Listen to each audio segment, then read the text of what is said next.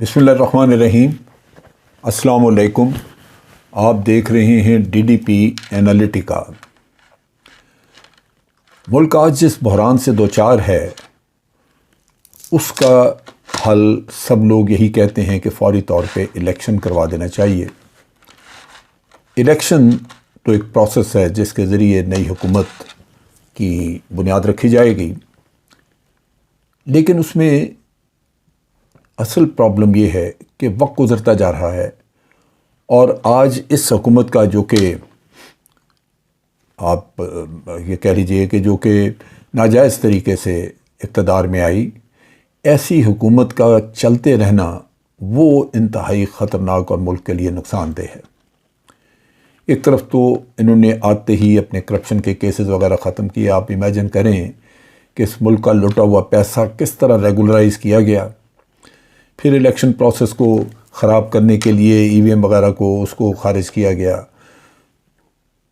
Election commission کا آپ دیکھیں کہ کس طرح ناجائز استعمال ہو رہا ہے، اس سے کہلوایا کہ 90 دن میں الیکشن نہیں کروائے جا سکتے، یعنی کوئی انہوں نے حربہ نہیں چھوڑا۔ اور اب لا قانونیت ہے، جس طرح جی چاہیں یہ کیسز بنا بنا کے تو لوگوں کو خراب کریں، تو ایک ملک کا ماحول خراب کیا ہوا ہے۔ ملک میں ایک سیاسی کنفرنٹیشن بڑے زوروں پہ چل رہی ہے۔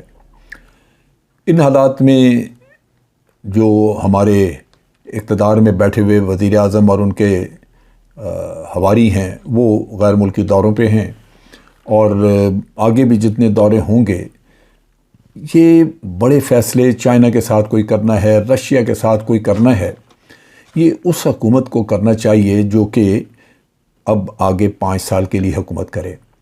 کیونکہ یہ لوگ پہلے بھی جب انہوں نے فیصلے کیے، آپ کو یاد ہوگا کہ انہوں نے جتنے بھی چائنا کے ساتھ کوئی پاور پروجیکٹس کا کیا، نیگوشیشنز کی، اورنج ٹرین کی نیگوشیشن کی، یا جو بھی، اس میں ان کے اوپر الزام لگتے رہے کک بیکس کے، کیونکہ پاور پروجیکٹس میں مثال کے طور پہ بجلی بڑی مہنگی خریدی گئی، رعایتیں بہت زیادہ دی گئیں، لہذا ان کی حکومت کا چلتے رہنا اس وقت اس ملک کے مفاد میں نہیں، کیونکہ یہ جلدی میں اگر ایسے معاہدے اور ایسا کچھ کر دیں جس سے کہ کل کو ملک کا نقصان ہو تو پھر وہ کون سنبھالے گا۔ یہ ایک تو یہ ایشو ہے۔ دوسری طرف یہ ہے کہ جیسے میں نے اپنے پہلے بھی ایک ویلاگ میں کہا کہ یہ جو نون لیگ کی لیڈرشپ ہے اس وقت، یہ جھوٹ بولنے سے گریز تو بڑی دور کی بات ہے، سچ بولنا ان کے لیے اتنا بڑا مسئلہ ہے، اتنی بڑی مصیبت ہے، سوائے جھوٹ کے یہ اور کچھ نہیں کرتے۔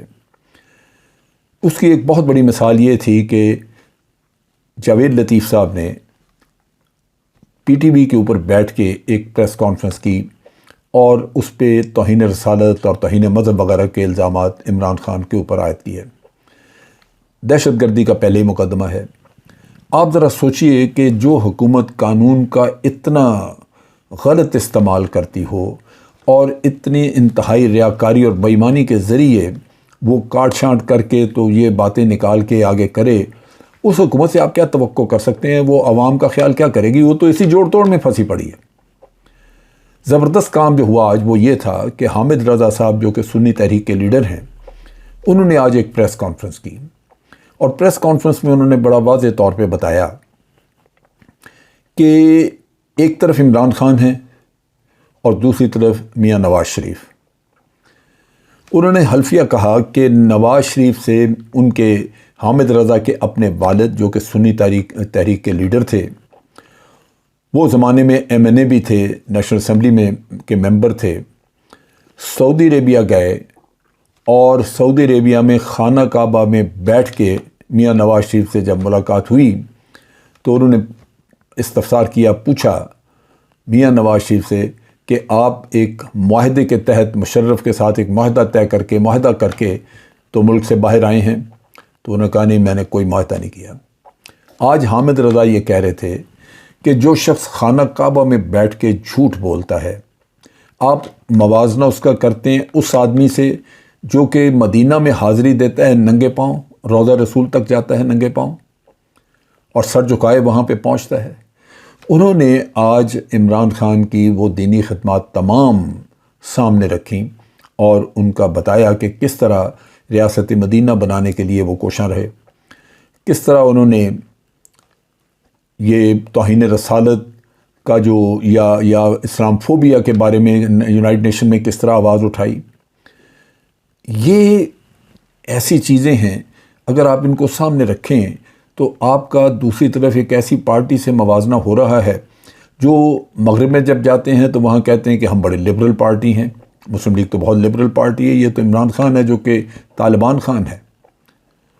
ادھر وہ لبرل ہو جاتے ہیں اور یہاں آ کے اب اس کو توہین، ایک طرف اس کو مذہبی پارٹی بنا کے دکھا دیا مغرب میں، گھر پہنچے تو کہہ دیا کہ جناب یہ تو توہین رسالت کرتے ہیں، توہین مذہب کرتے ہیں. تو یہ وہ جھوٹ ہیں جن کی بنیاد کے اوپر آج یہ ملسرہ ہمارے ملک میں پڑا ہوا ہے کہ طول پکڑ رہی ہے یہ چیز کہ ایک انتقال اقتدار کا جو سلسلہ جلدی ہونا چاہیے وہ طول پکڑ رہا ہے. ملک پاکستان اس چیز کا متحمل نہیں ہے کہ وہ لوگ جن کو پاکستان کے عوام نے ریجیکٹ کیا ہے وہ بیٹھے رہیں اور طول دیں اپنے اقتدار کو صرف اس لیے کہ انہوں نے اپنے اور اپنی اولادوں کے لیے کچھ نہ کچھ کرنا ہے یہاں پہ. یہ وہ چیز ہے جو کہ میں سمجھتا ہوں کہ ہمارے لیے بڑی ہی تکلیف دہ اور بڑی ہی پریشان کن ہے آج، کیونکہ بالآخر نقصان پاکستان کو اور پاکستان کے عوام کا ہوگا. دوسری طرف یہ ہے کہ آج اسلام آباد میں بھی انصاف اسٹوڈنٹ فیڈریشن نے سڑکوں پہ مارچ کیا، نعرے لگائے. اسلام آباد میں عمران خان کے حق میں نعرے لگائے، پی ٹی آئی کے حق میں نعرے لگائے.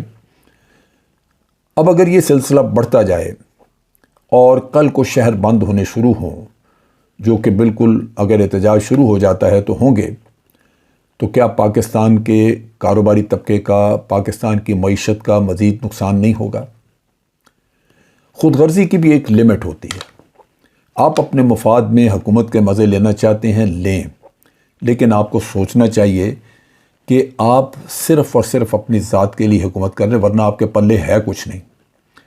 آج پی ٹی آئی کی حکومت پنجاب میں ہے جو پاکستان کا سب سے بڑا صوبہ جس میں 10 کروڑ سے زیادہ لوگ رہتے ہیں. آج پی ٹی آئی کی حکومت گلگت بلتستان میں ہے، خیبر پختونخوا میں ہے، کشمیر میں ہے. تو لے دے کے رہ کیا گیا جس کے اوپر بیٹھ کے یہ گورنمنٹ اپنا کام چلانا چاہتی ہے؟ یہ ایک ایسا تضاد مجھے نظر آتا ہے جس میں سوائے اس کے کہ آپ اپنی ذاتی لالچ کی وجہ سے موجود ہیں یہاں پہ، ورنہ میں نہیں سمجھتا کہ کوئی جواز آپ کے پاس موجود ہے. آج پھر افواہ چل رہی تھی کہ فیصلہ ہو چکا ہے اسمبلیاں تحلیل کرنے کا، لیکن جس طرح شہباز شریف غیر ملکی دوروں وغیرہ کی بات کر رہے ہیں اور دائیں بائیں ان کا جانے کا ہے کہ وہ مختلف ملکوں کے لیے رشیا کا دورہ اگلے مہینے، چائنا کا بنا یہ وہ، اس سے تو نہیں لگتا کہ ان کا کوئی اقتدار چھوڑنے کا یا جلدی الیکشن کروانے کا کوئی ارادہ ہے. اور پھر باقی کے بھی جو وزراء ہیں وہ مزے میں ہیں، ان کو کیا ضرورت ہے کہ فوری طور پہ الیکشن کرائیں. تو ان حالات میں اگر سیاسی انتشار پھیلتا ہے اور عمران خان جس نے کہ کال دینے کا کہا ہے وہ اگر ہڑتالوں کی کال دینے شروع کر دے، شہروں کے شہر بند ہونا شروع ہو جائیں، تو پھر فائدہ کس کا ہوگا اور نقصان کس کا ہوگا؟ چند افراد جو اس وقت حکومت میں بیٹھے ہوئے ہیں ان کے اقتدار کی خاطر، ان کے اپنے ذاتی مفادات کی خاطر پاکستان کے 22 کروڑ لوگوں کے مفادات کو قربان نہیں کیا جا سکتا. لہذا یہ بڑا ضروری ہے کہ مزید اس کو ڈیلے کیے بغیر، مزید تاخیر کیے بغیر الیکشنز کا پروسیس شروع کیا جائے اور یہاں پہ فوری طور پہ ایک کیئر ٹیکر گورنمنٹ بنائی جائے تاکہ انتشار کی سیاست ختم ہو. یہ مذہبی منافرت کے جو الزامات عائد کیے جا رہے ہیں، شرم آنی چاہیے ان لوگوں کو کہ آپ اس طرح کی گھٹیا حرکتیں کرتے ہیں. کیا کیا الزام نہیں لگائے انہوں نے، کبھی فرح گوگی کا آ گیا، کبھی عمران خان کی مسز کے اوپر الزامات. اگر الزام سچے تھے تو کیوں نہیں تحقیقات آپ نے کرائی اور کیوں نہیں آپ لے کے آئے سامنے؟ صرف جھوٹ. یہی ایک چیز ہے جس نے منہ کالا کیا ہوا کہ آپ جھوٹ کے علاوہ بول ہی کچھ نہیں سکتے. عوام کیسے یقین کر لیں آپ کے اوپر؟ تو یہ آج صورتحال ہم یہاں پہ پہنچے ہوئے ہیں جہاں یہ ہر طرح کا حربہ استعمال کر رہے ہیں اپنے اقتدار کو طول دینے کے لیے، الیکشن سے بچنے کے لیے، اور عمران خان کو کسی نہ کسی طرح عوام کی نظروں میں گرانے کے لیے۔ اور یہ مذہبی کارڈ جو ہے یہ تو اتنا خطرناک ہے کہ اگر کوئی اٹھ کے کوئی جنونی، جس طرح کہ ممتاز قادری نے کیا تھا، اگر کوئی جنونی اس طرح کا کام کرے کہ وہ سڑکوں پہ خود ہی فیصلہ کرنے لگ جائے تو وہ تو جان لے لے گا۔ اس لیے میں سمجھتا ہوں کہ انتہائی ضروری ہے کہ اس حکومت کی بساط جتنا جلدی ہو سکے لپیٹی جائے، تاکہ ملک میں امن قائم کیا جا سکے، اور پھر ملک کے اندر کچھ نہ کچھ کو ترقی کا رستہ اختیار کیا جائے، کوئی دیر پا فیصلے کیے جائیں جس سے کہ اکانومی کی بہتری کے رستے نکلیں۔ ان لوگوں سے یہ توقع نہیں کی جا سکتی۔ آج کے لیے اتنا ہی۔ افواج پاکستان زندہ باد، پاکستان پائندہ باد۔